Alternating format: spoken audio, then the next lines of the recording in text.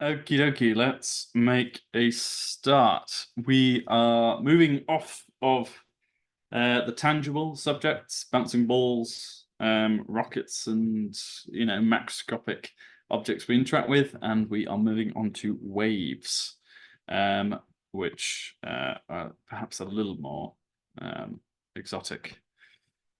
Right. We should all be able to see the slides. Yep, as far as I can tell, that's good. Reminder that if you've got any questions, our side tutors will be able to deal with those. Although one of them is currently in a meeting, so there might be a bit of a delay. And yeah, I think that's the only memos I was asked to give. Material covered. Right, so waves is quite a big topic in year 12. And we'll be covering, we split these into 3 subcategories, properties of waves. So talking about perhaps a few basic interactions that we as humans have with waves: reflection, refraction, and diffraction. We'll then talk about TIR, total internal reflection, and the critical angle. And we'll talk a bit about polarization as well. We'll then move into the slightly more uncanny of the subjects about waves: superposition and interference patterns, the beginnings of quantum mechanics, and the experiments that sort of showed that rather than behaving like particles, light behave like waves sometimes, and then which sets the historical scene for the photoelectric effect, which then showed that light can behave like particles. And the modern view is that, well, it's a bit of both. Last, we'll look at standing waves, also known as stationary waves. I know that can also be a bit of a tricky area, so we'll push on with that. Right, first of all, properties of waves. Waves can be classified into 2 categories: longitudinal or transverse. Longitudinal, we are talking about sound, or if you've got a slinky, you can exhibit all the types of waves if you are oscillating in the same direction as if you're oscillating in the same direction as the wave is propagating. That's longitudinal. Transverse, your movement is oscillating perpendicular to the direction of the wave's propagation. Most waves propagate. This is a word will come up time and time again. It means that the energy is being transferred in that direction. Most waves propagate through a medium at a speed equal to the product of their frequency and their wavelength. Right, this stands to reason. If we have a wave passing down a string and it's, say, 1 meter wide, it's got a wavelength of 1 meter, it's 1 meter long, rather. And this pattern is repeated over and over again. If a casual observer at the side notices that 50 waves go past per second, they can then deduce, look, there's 51 meter waves going past, therefore the wave as a whole must be traveling at 50 meters a second. You just multiply those 2 numbers together. Frequency multiplied by the wavelength. This is called the wave equation. In the bottom left here, the velocity is equal to the frequency times the wavelength. But there's nothing too fancy to it, really. Never forget that it is really just a function of if you've got constant wavelengths at a constant frequency, you could just multiply those 2 together to work out the speed of the wave. Light is a special case. It has a fixed frequency, fixed velocity in vacuum, which is made famous by the letter C. C for celeritas, which just means very quick in Latin. So, and they're not wrong, to be fair. What other equations might we come across? The frequency is inversely proportional to the period. That's by definition. If I say, my observer said there were 50 waves per second, that implies that each wave takes 0.2 seconds to pass. So period and frequency are really just two sides of the same coin. Okay, and I'll just also point out, in case it wasn't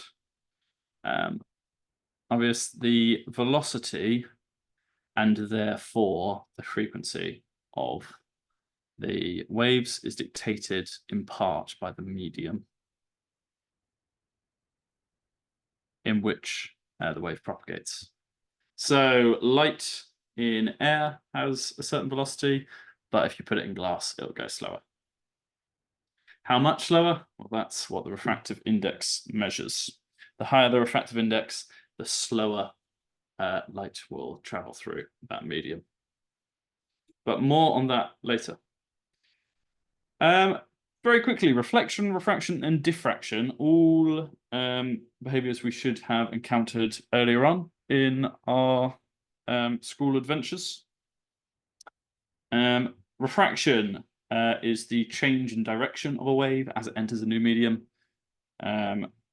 So if you consider waves, we've got Huygens sort of secondary wave fronts coming in here at a certain angle. As this wavefront hits the edge, some of the wave now travels a bit slower, and so it doesn't travel quite as far. Like here you can see the edge of this wave is just doing the medium, whereas these points in the same time frame as they did before, they're traveling the full distance here. These points here unfortunately don't have that luxury, and they can only travel.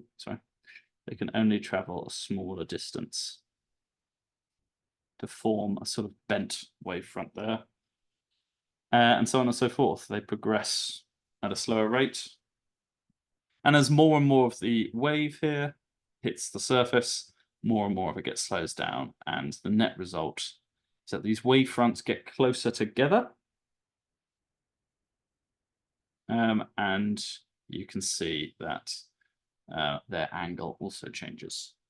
Purely geometrically, you can derive the fact that that they slow down. Well, if you're given the information that light travels slower in a medium, you can derive the fact that it will change direction, and its wavelength will decrease. Sorry, I think I said a few slides ago that the velocity and therefore the frequency is affected. Or did I say the wavelength? I hope I said the wavelength. Yes, if light goes from air to glass, it will get slower, and its wavelength will change. Its wavelength will decrease. Right. How much will it change by?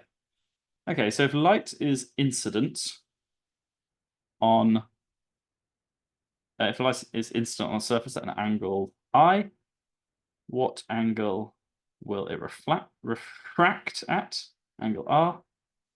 Well, it depends on the ratio of the refractive indices. So our incident material, Ni, and our refracted material, Nr, the relationship between the angle and the refractive indices is given by this Snell's law.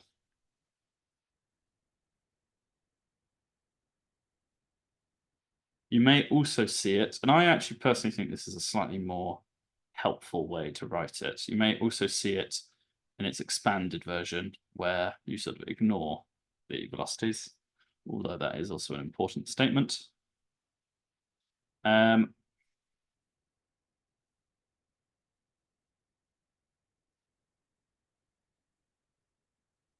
You can write it in this form instead.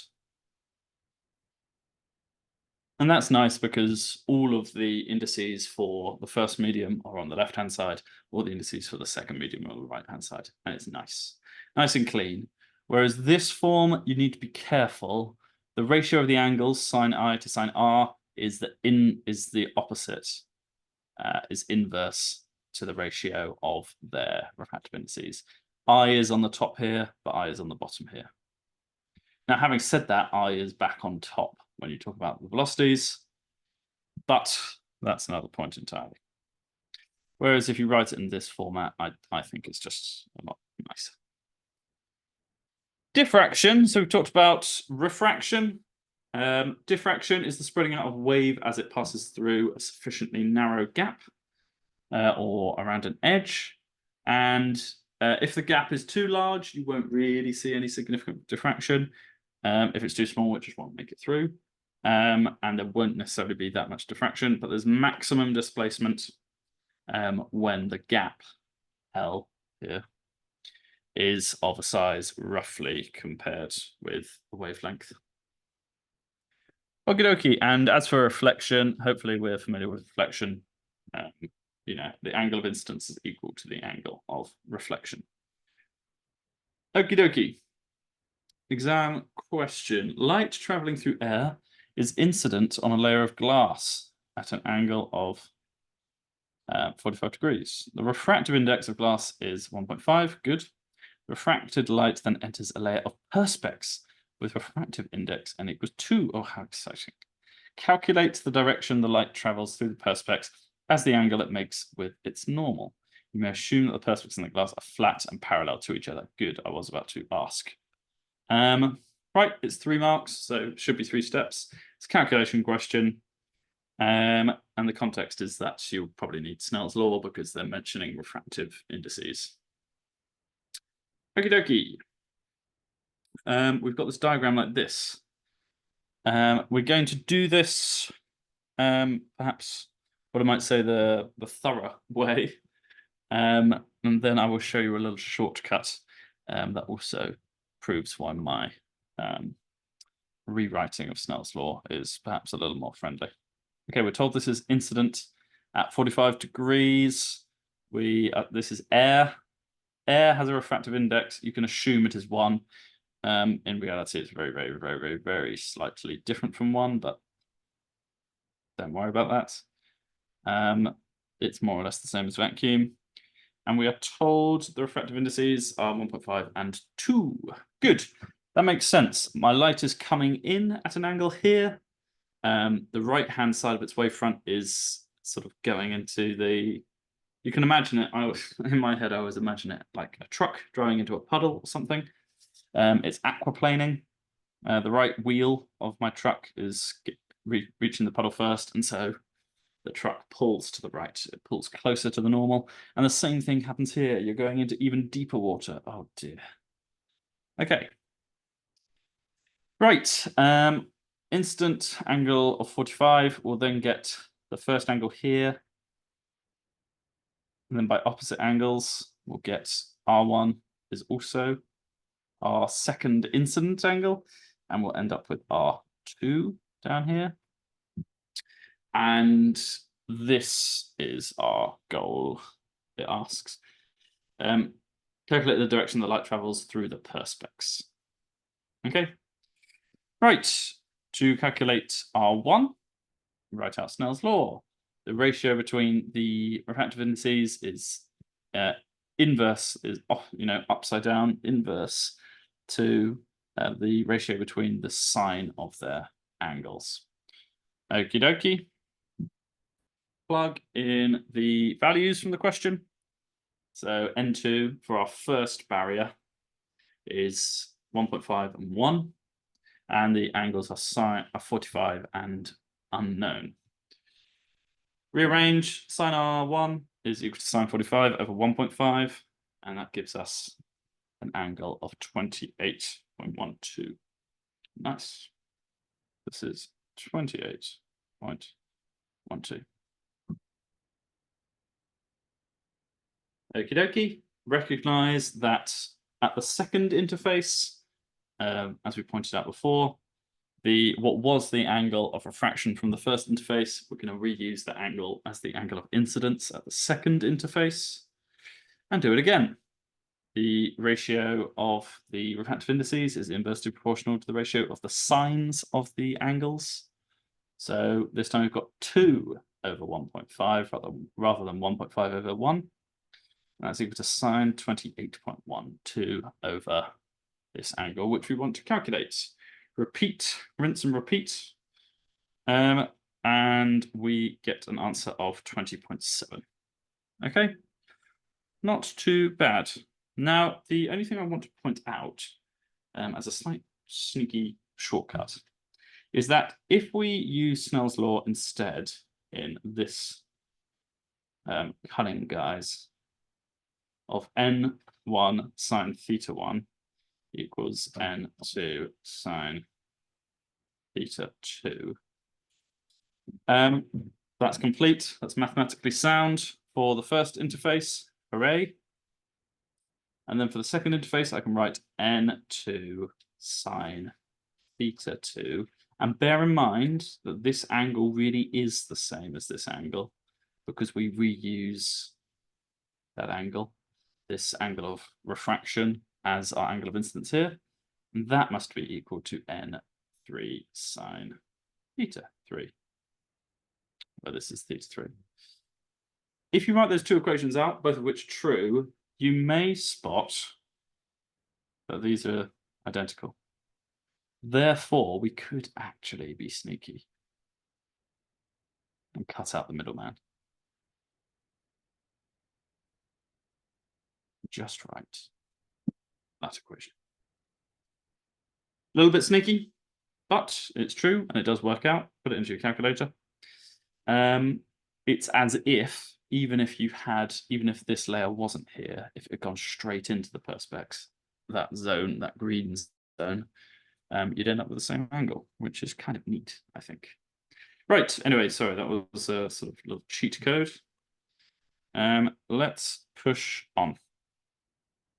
So refraction, lovely stuff. You go, your light, once it's gone into a glass block, it's going slower than it was in the air.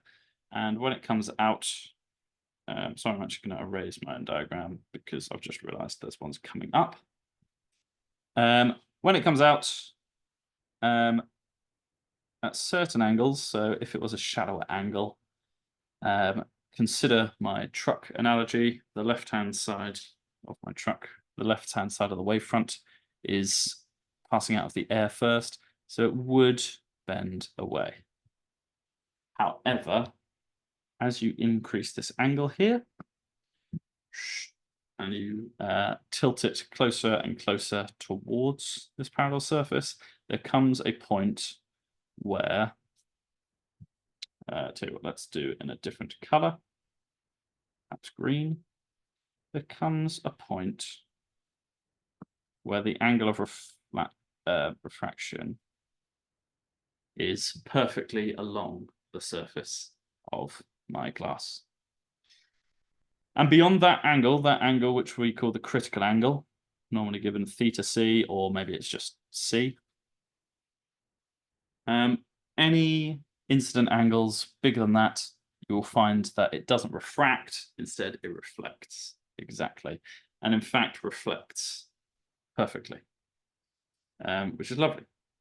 So total internal reflection occurs when a wave is traveling in a medium of refractive index n1 approaches a medium of smaller refractive index. Yep, that's correct. So bear in mind this only occurs if you are approaching an interface between two media where you're traveling from the slower media into the faster one.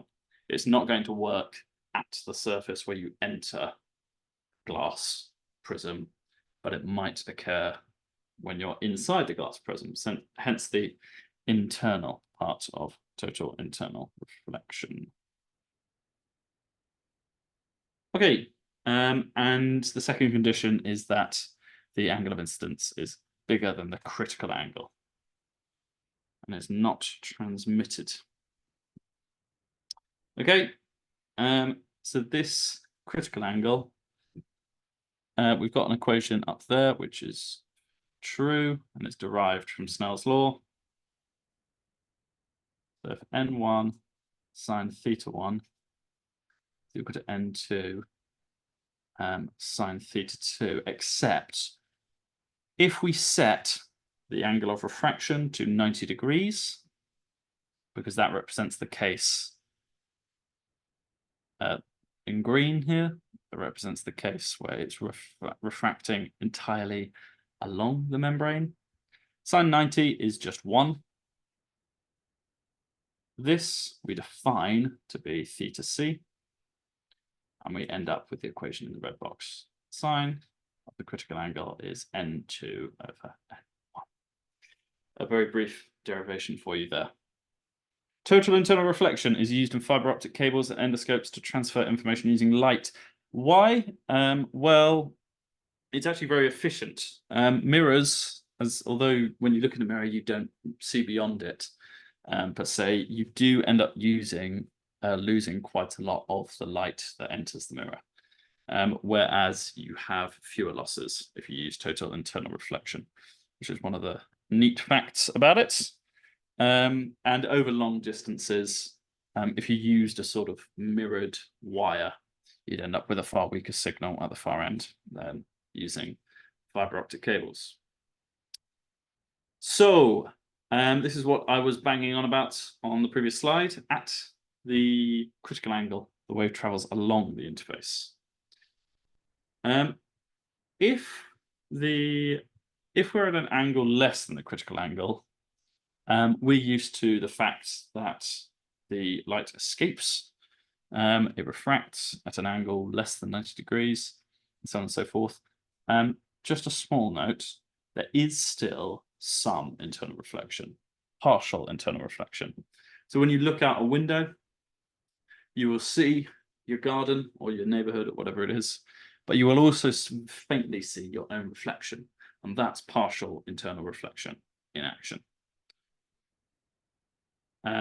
If it's total internal reflection, again, that's the total part of the word, it is 100% efficient. Oof, that's why we love it in fiber optic cables.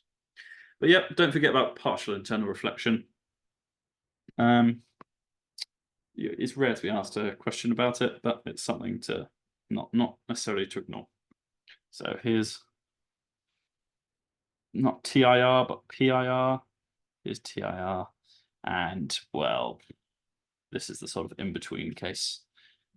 You will still get some PIR, but this is sort of on the cusp of total internal reflection. Okay, an exam question about this monochromatic green light. Monochromatic meaning it's all the same frequency, all the same color. Green light enters a glass prism of refractive index n equals 1.5. As soon as it starts talking about monochromatic light, you can probably guess it's to do with waves. If you weren't sure, refractive index, you're like, okay, we're talking about Snell's law probably. At an angle of 48 degrees to the normal, as shown in the following diagram, we'll get onto that. The back surface of the prism is coated in a layer of liquid. Oof, second medium, love it. Total internal reflection occurs, and the light travels along the interface between the glass and the liquid. That implies already you can know that that liquid is going to have a lower refractive index, because otherwise it wouldn't work.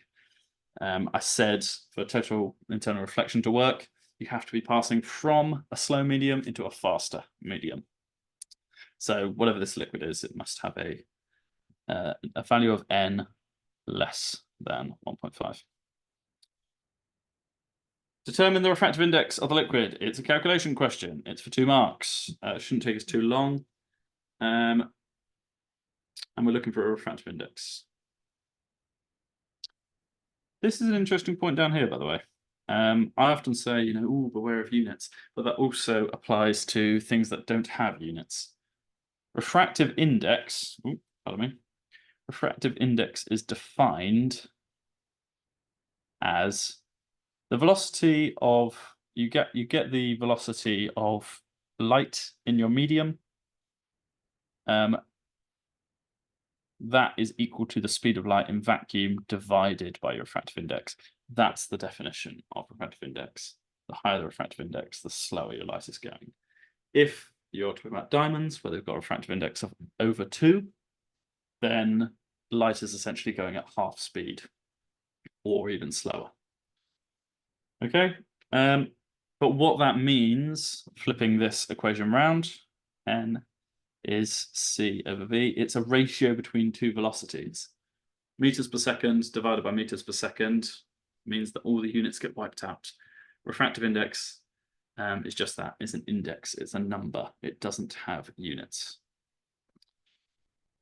Okie dokie. We are told angle of incidence is 48 degrees. We're told this is 1.5. There's this N2. And that's it so far. We know that N2 should be less than 1.5. That's neat to know, but it's it's not exactly essential. Apply Snell's law. And set. We've got the angle of incidence. The angle of refraction is implied. It is implied to be 90. So N1 times sine 48 equals N2 times sine 90, and sine 90 is just equal to 1. Okay, therefore N2 is just 1.5 times sine 48. Okay, just so. And sure enough, hey, we're not crazy. N2 is equal to 1.1, which is smaller than 1.5. Great, we love it. Show your marking, show your working rather, and all should be well. Okay, so we have talked reflection, refraction, diffraction, total internal reflection. Let's talk polarization, which you'll come across if you wear sunglasses this summer.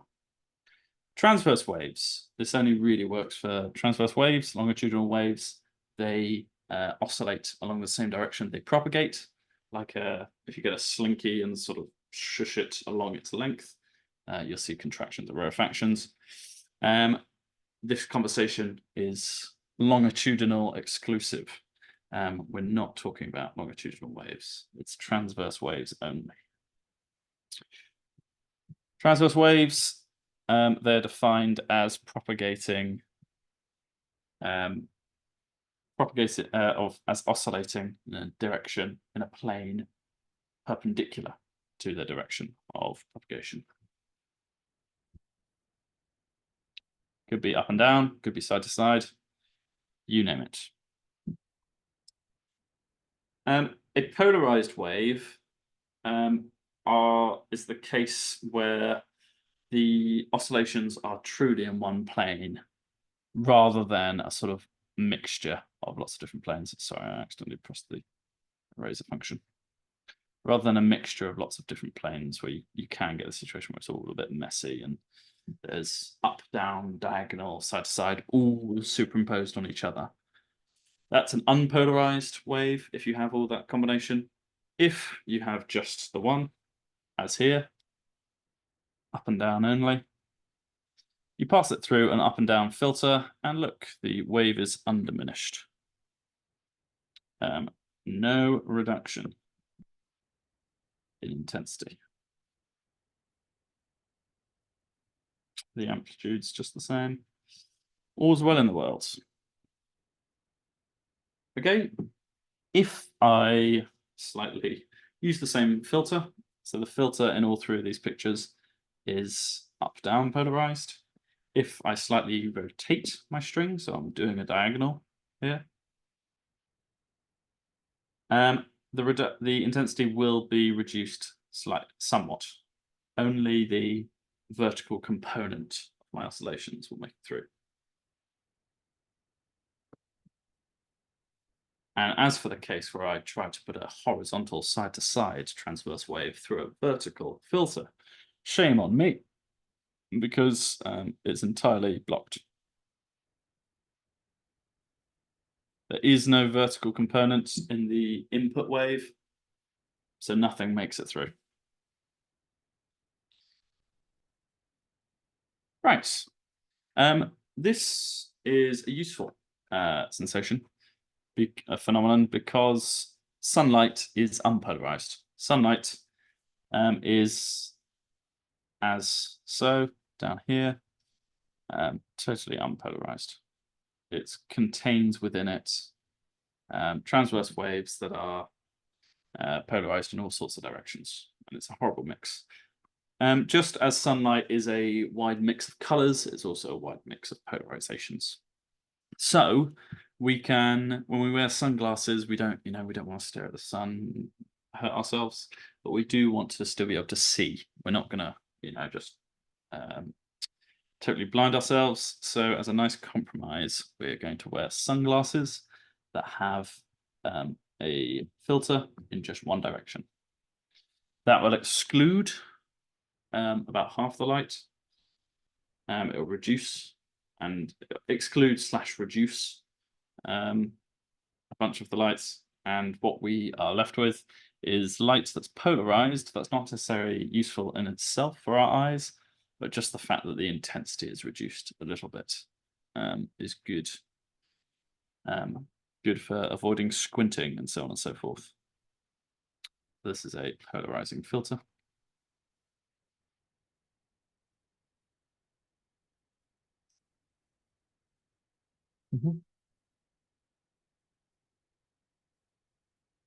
And here you can say, look, hey, it's polarized.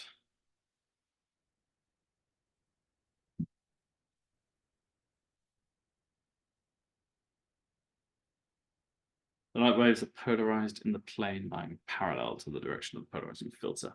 That makes sense. Only the light that's oriented with the filter survives.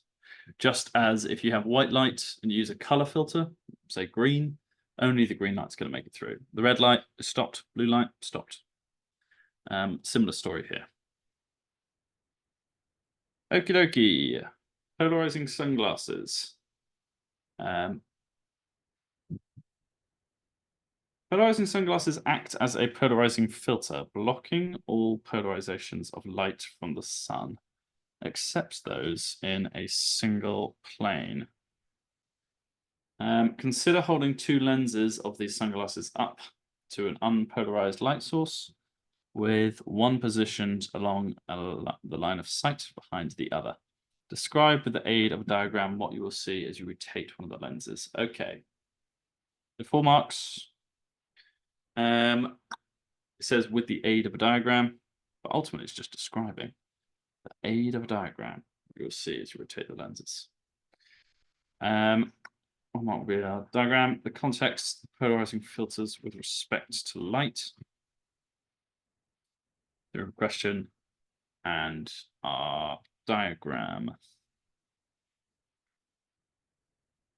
Okie dokie. So what I suggest with this is perhaps we draw two different diagrams. One representing, maybe even three. Draw, in the first case, when the lenses are aligned, the light, the unpolarized light enters the first one, gets polarized, and then passes clean through the second filter because the two filters are aligned. Case 2 is perhaps when the second lens is not totally perpendicular, but perhaps at a diagonal. You can see as the back lens is rotated, the intensity of the transmitted light is reduced because only part of the light is going through that second lens. And then case 3 is when they're perpendicular and no light gets through whatsoever. So perhaps your diagrams could look a bit like this. So this would be the diagram for case 2. And this would be the diagram for case 3. It says describe, so we don't need to do much explanation at all. Okay. Nice question, actually, not too tricky.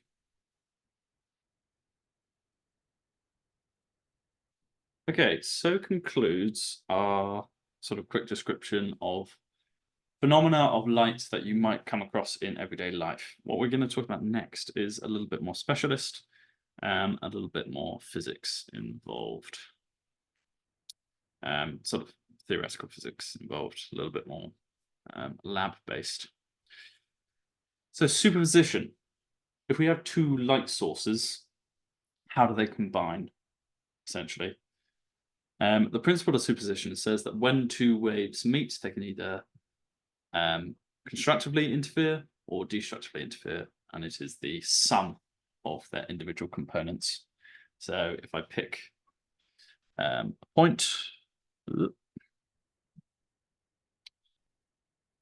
if I've got sort of two sources of waves, and they're like ripples echoing out, and I pick a point where they're both going to strike, if they're both at peaks at that point, great. I will form a super peak of double the height of, let's say both peaks are of equal height. But if a peak meets a trough, oh dear, they'll cancel out. Former case is constructive interference. The latter case is destructive interference for reasons that hopefully are obvious. Interference is the superposition of waves to form a resultant wave. So yeah, on my right here, these are my resultant waves. And if we look at the pattern, the wider pattern, rather than a single point, we look at the wider pattern it forms on a screen. So instead of looking at a certain point, I put a screen here. I say, what is my screen going to look like? Is it sort of uniformly illuminated? No. It ends up forming these interesting fringes. Diffraction through a double slit, Young's double slit experiment, famous historical experiment, acts as dual coherent wave sources. So you get a light source, we pass it through a filter, so that it's all the same frequency. We use the first slit, which in itself is an interesting experiment, and it forms a fringe pattern normally, but we're just using it here as a source of diffraction. So it spreads out wide enough that we can illuminate both these holes. Great, good job. So don't focus too much on the first slit. Think about the two slits then. They're both narrow enough that diffraction occurs. And there's this fascinating region of crossover. And it's there that we see this interference pattern. To explain this fringe pattern, we've got to consider phase difference. Sorry, just to further explain what's going on. So that's my screen. And those are my slits. Phase difference. Pretty early on in the day, we did a little definition as part of an exam question about phase difference. And I think it's always a tricky concept to fully articulate. It's not necessarily a tricky concept to get your head around, but I just think it's a little bit clumsy to articulate. When we talk about phase, we are talking about, it's a measure of how far through a cycle, a repeated motion, something is. So whether you're going in circles or as you're part of a sinusoidal oscillation, you can split that oscillation, which is going on, it's just repeating over and over again, split it into 360 little chunks, i.e. degrees, or you can split it into 2 pi chunks, i.e. radians. Why would you want to split it into 2 pi? That's a horrible number compared to 360. It's because it makes your maths in terms of trigonometric functions a lot more friendly, but we'll get into that. Either way you do it, whether you split it up into 360 pieces or 2 pi pieces, that's what the phase is fundamentally. It's just a measure of how far through that loading bar you are of each wave. Phase difference then is if you have 2 points on waves, if one's 80% done, one's 20% done, the phase difference is 60. But instead of percentages, we're not expressing it out of 100, we're expressing it out of 360 or out of 2 pi. Okay, so, you know, a slightly strange concept, but useful nonetheless. When waves do arrive in phase, regardless of their amplitude, so you could have two waves that are in phase. So the leading edge of them is they reach peaks together, they reach troughs together. Great, they're simpatico. They've got the same frequency as well, so they stay in phase. They might have different amplitudes. One might be a huge wave, one might be a tiny wave, but they're still in phase. So when they do arrive together, constructive interference happens. You form bright fringe. They add their amplitudes and form a brighter bit than either one of them could have formed on their own. But when they arrive in antiphase, so in other words, when one is at a peak, the other is always at a trough, and vice versa, then they'll cancel out entirely. Assuming that their amplitudes are the same. If their amplitudes are different, then it is a bit more messy. But from now on, let's assume the amplitudes are the same. When waves arrive out of phase, destructive interference occurs, giving the dark spots on the pattern. Okie dokie.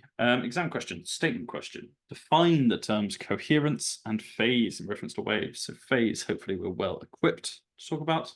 But coherence, see if you can race me and give me a little definition. 1 mark for each definition. It's waves, you know that just because those words are only ever used in the context of wave physics. Coherence. If two sources are coherent, they have a fixed phase difference. Yeah, that's more or less the definition. Fixed phase difference between two waves of the same wavelength. Phase is an angular measure of a point on a wave through its wave cycle. Yeah, angles can be measured in degrees or radians, so that doesn't exclude any options. It's a measure on how far a point is through a wave oscillation or a cycle. Right. So we're equipped with the language of phase, coherence, and phase difference. And now we boldly go into a sort of zoomed in version of Young's double slits. We've got on the left, slit 1, slit 2. We pick a point in the middle of their slits. And the question I want to answer as a mathematician, as a physicist, is where are the maxima going to be in terms of angle? So what angle theta am I going to get before I reach my first maximum?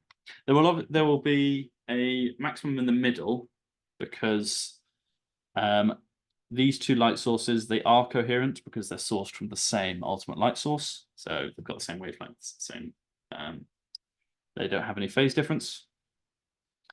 This point in the middle, the path difference between the light from the 2 points is going to be equal because, you know, they have to travel an equal distance. That's great. Therefore, they are going to constructively interfere. They've both had to travel the same pathway through our system, and they'll form a big central bright fringe.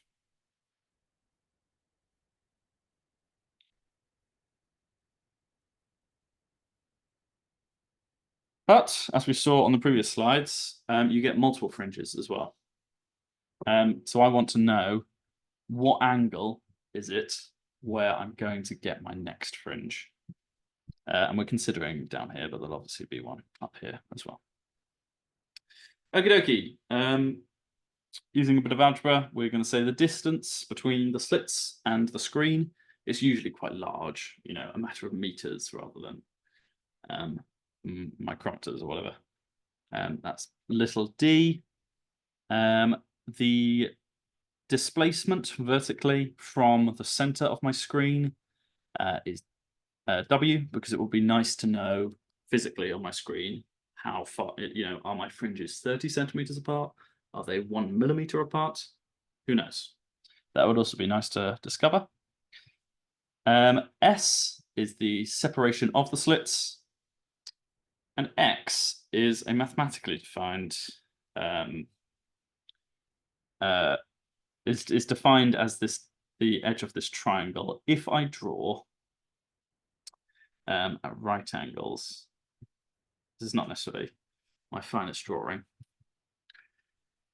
If I draw the path from each slit to the point on the screen that I'm temporarily interested in, and I then draw a path parallel to that, X represents the path difference between them.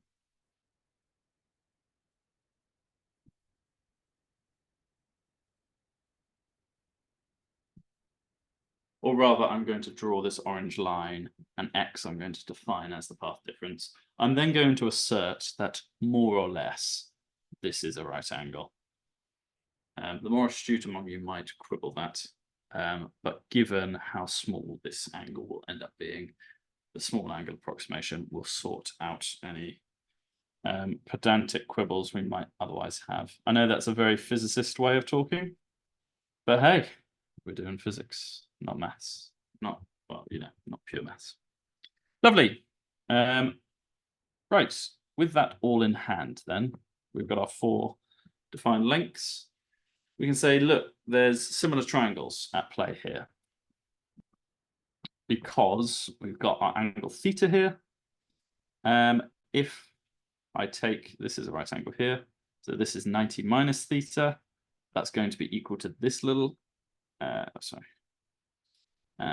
got 90 minus theta here, that's going to be equal to this tiny little angle in here, and therefore this angle is also going to be equal to theta. Oh, sorry. Don't worry too much about the equivalence between those two thetas, but I can assure you they are the same. Therefore, given they're both right angle triangles, it means all the angles are the same. Therefore, angle, angle, angle, they are similar triangles. Great. That means X as the opposite side of this triangle, the ratio between X and S, the opposite and the hypotenuse, is going to be the same as the ratio between W and D. Now, you might again say, hang on, Mr. Bruce, this is crazy. D isn't the hypotenuse of my big triangle. And I will say, yes, you're right. But again, and this is another dirty trick, again, we are making the assumption that theta is small. Yeah, it's way, way, way less than 90 or whatever. And therefore, the small angle approximation says that sine theta is roughly equal to tan theta. In other words, the ratio between the opposite side and the hypotenuse is roughly equal to the ratio between the opposite side and the adjacent. And that's roughly equal to theta itself anyway.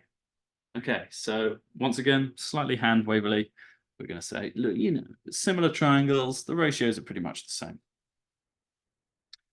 Okay, here's where the physics comes in. If we are going to form a maxima, the path difference between these two needs to be a whole number of wavelengths. X has to be a whole number of wavelengths. It could be 0, but that represents the situation where it's in the middle. The next order of maxima will be when n equals 1, and then n equals 2, n equals 3, so on and so forth.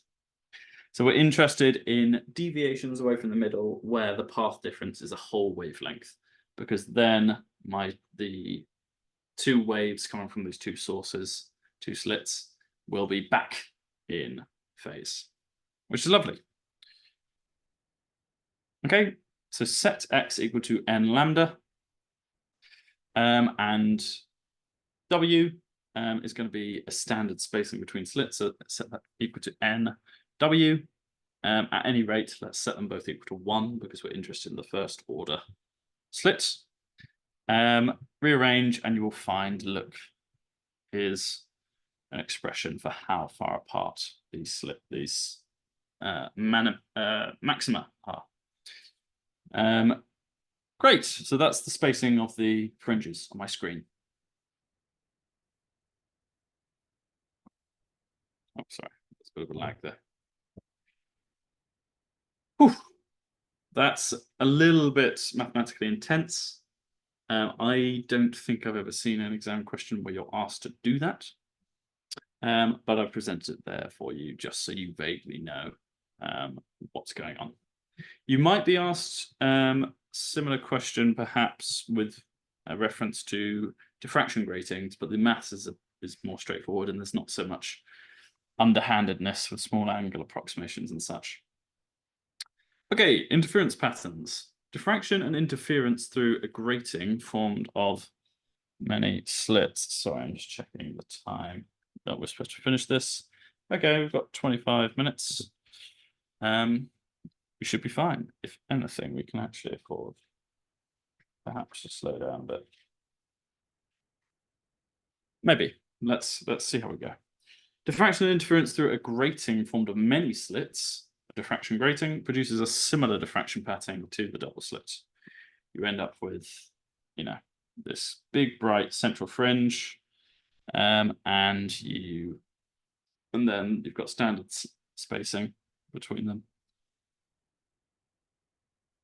but they die off exponentially. For a diffraction grating, we won't go through we probably don't have time to go through the diagram in detail here. The equation's a little bit simpler.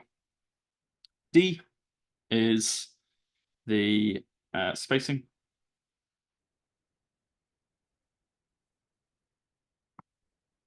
N is the order of the fringe.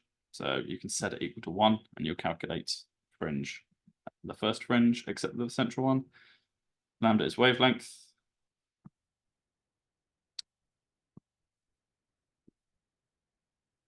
And then theta is the angle at which you will find. So it's this angle here, the angle at which you'll find that maxima or maximum. So this is the spacing in terms of meters.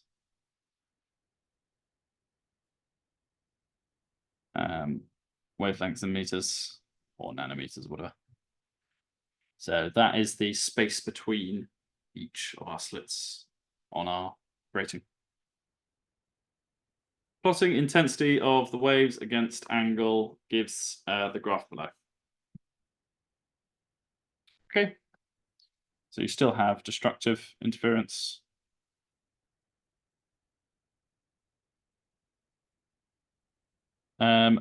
And you still get peaks, but the peak intensity does reduce. You get this sort of envelope of peak intensity dying off.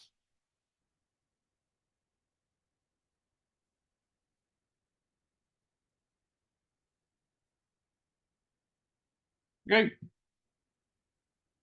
With a diffraction grating, what perhaps looks most different, however, is that the peaks are pretty sharp. You can see on this diagram and this drawing in the top right that it's like only certain set angles, you know, like a laser beam.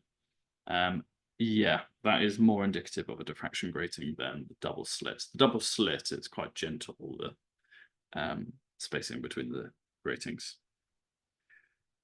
Okay, let's have a go at this exam question then. Two loudspeakers produce coherent sound waves. I'm glad they're coherent. Frequency 110 Hertz. They've got the same frequency, therefore, and the same phase difference. Or, you know, they're in phase. They're positioned at A and B, as shown in the following diagram. The speed of sound in air they give us is 330 meters per second. An observer begins at C, which is 30 meters from both A and B. State and explain what an observer moving from point C to D would hear. 5 marks, quite a lot.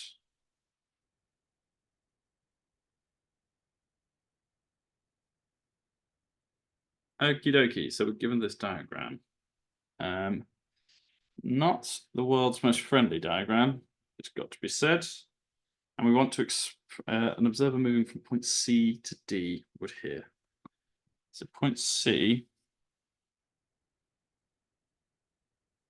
is 30 meters from both A and B, i.e. equidistant. Nice. Okay. Although we are used to the double slits in terms of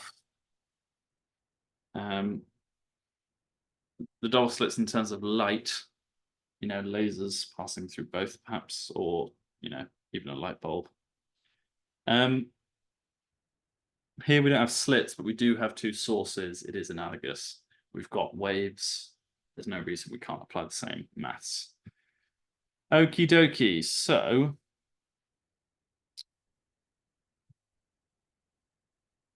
we're given the speed of sound, so we might as well use it. We've got a wave equation. We are not, what are we told? We're told the frequency, but we don't know the wavelength. So it'd be nice to work out the wavelength. 330 divided by 110. It's nice how those numbers work out. 3 meters is our wavelength. The constructive interference occurs when the path difference is some multiple of 3 meters. Destructive interference occurs when it's, or maximum destructive interference, I guess, occurs when it's a half number of those wavelengths. So 1.5 meters or 4.5 meters, and so on and so forth. At point C, the path difference. When I first read this question, I was a little scared that they were gonna, we're gonna have to do some trigonometry. But actually, the fact that they give us these two is of great comfort. We don't need to bother with, drawing this and working out what the path differences and so on and so forth. None of that is necessary. Surplus to requirements. Instead, we can just say, well, the path diff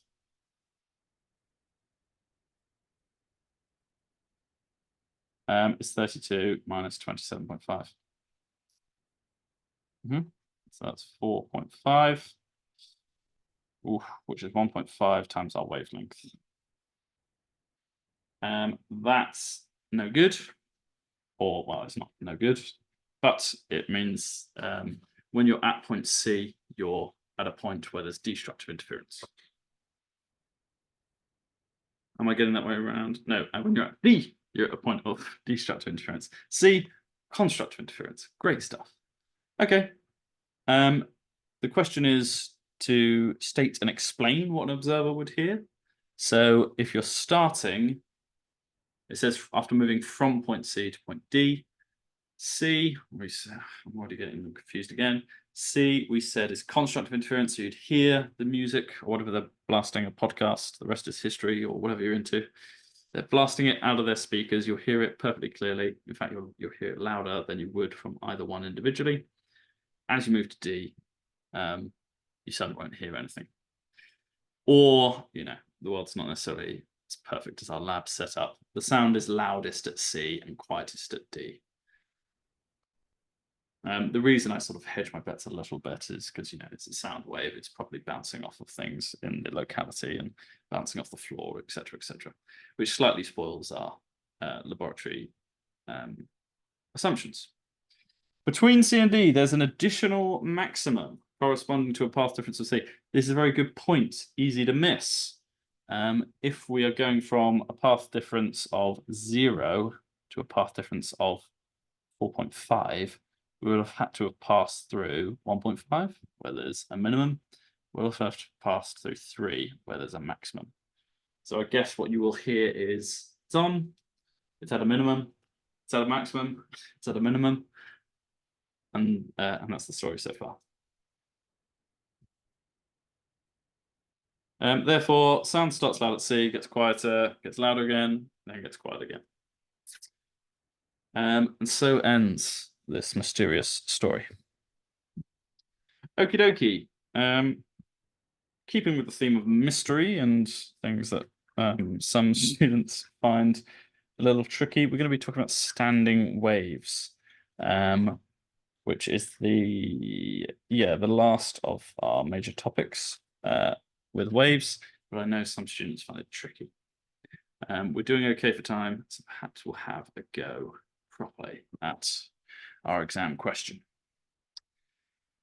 Waves, they can be longitudinal or transverse. We've talked about that already, but they can also be classified into progressive, and all the waves we've talked about so far are progressive.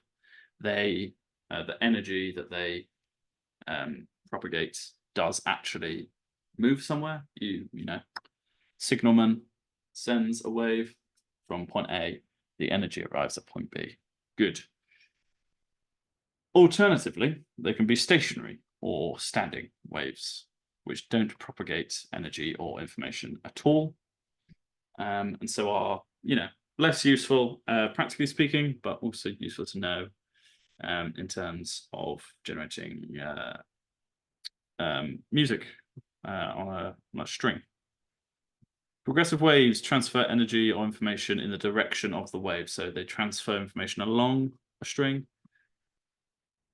So if I have an unbound string, so I tell you what, if I have a piece of rope and it's fixed to a wall, I can do those battle ropes like at the gym, and I'll be propagating some progressive waves along the rope.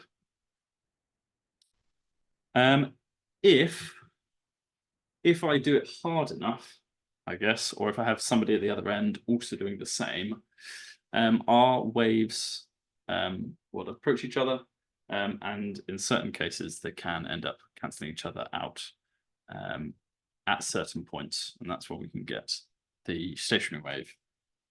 No net energy transfer. They have points with zero amplitude called nodes. So progressive wave, the energy is being transferred, and there aren't any fixed nodes. All the points at some point will deviate from this equilibrium line. Stationary wave, standing.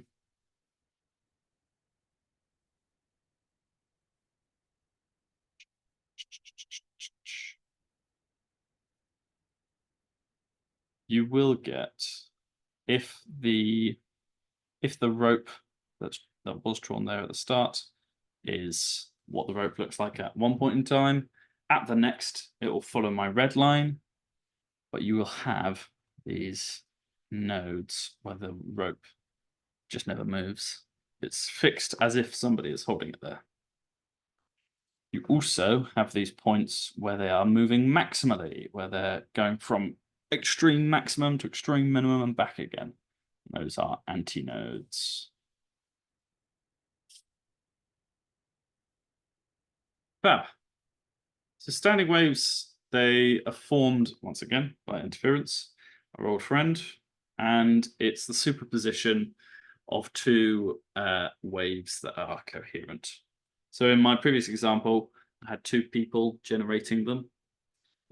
If they do it very carefully and they try and match each other as best they can in terms of frequency, then they can form a standing wave. Another way, perhaps easier to do it, is to use a progressive wave against a barrier, and then the reflection of that self-same wave will interfere with a continuing original signal. Okay, and that way you guarantee it's coherent because it's the same wave, just at different points in time. These waves must have the same frequency and velocity, and they must be traveling in opposite directions. Frequency, so the driving, whatever source is driving these waves has to be going at the same frequency. Velocity will also somewhat depend on the driving force. It'll also depend on the medium. And they'll be traveling in opposite directions. This results in a waveform with fixed nodes. And these patterns, where you have fixed nodes, are called harmonics. You can say you've got the first harmonic and the second harmonic, and so on and so forth. Blah, blah, blah, blah, blah. If you're asked to define a node, it's a point of zero displacement in a stationary wave. Antinode, a point of maximum displacement on on a stationary wave. Okay, yeah, we're still doing fine for time. So let's have, is this a good question to have a go at? Yeah, go ahead. Spend a minute or two. This is a 3-mark question. So you'd have perhaps a little more time. But just have a think about how you would answer this. Microwaves are analysed by reflecting them off a perpendicular surface a certain distance away. Explain how this process can form a standing wave. Okay. From the first word, you know it's something to do with waves. As soon as they talk about reflecting them off a perpendicular surface, maybe you're getting a hint of a stationary wave. But if that didn't prove it, the last one did. It's explain question. So I'm expecting 3 points in bullet point format. And our answer should describe the phenomenon of standing waves in the context given. It's a fairly abstract context, to be fair. Microwaves, it's not like a guitar string. So just have a think about how you would answer that, and maybe even jot down like a few words. And then don't worry too much if you get it wrong. As I say, reminder, we'll be sending out all these answers at the end of the day.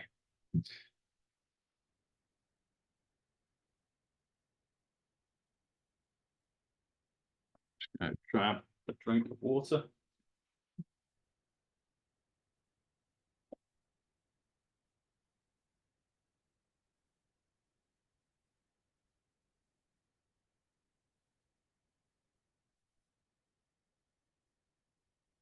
Right, let's have a look. So the reflection causes the microwave to travel back on itself, and it'll have the same velocity and the same frequency. The same frequency and wavelength indeed, because remember our wave equation. Velocity is equal to frequency and times wavelength. So if these two are the same anyway, then this is also going to be the same. All 3 are equal. They'll interfere. The microwave will superpose upon itself. And if the surface is the correct distance away, both waves will have points of constant phase and antiphase and form a stationary wave. I like this. It's got nice technical language. Without necessarily being, you don't have to be pretentious to use technical language.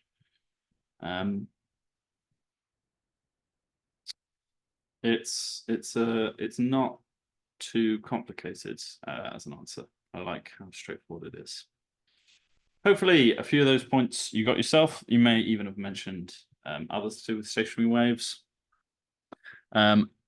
Main things to cover are that it's got that the reflected wave is coherent with itself. It's got the same velocity and wavelength and indeed frequency. They interfere, and if the distance is correct, then they'll form a stationary wave, and they'll form nodes and antinodes and so on and so forth.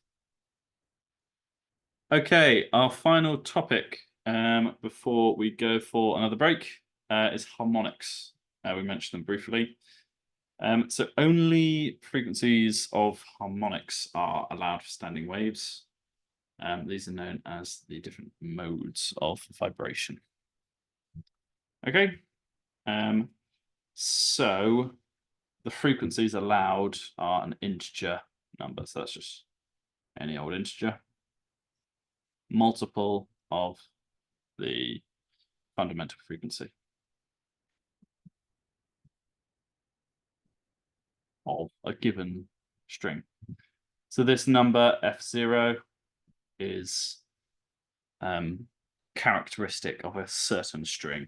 It depends on what it's made out of, depends on how thick it is, and so on and so forth. Okay, so if I've got a guitar string, got fixed ends, the fundamental or first harmonic is the mode where the full length of the string is used for half a wavelength. You can see, like, if I were to extend this wave pattern, it would continue for another length. So this is 1.5 wavelength.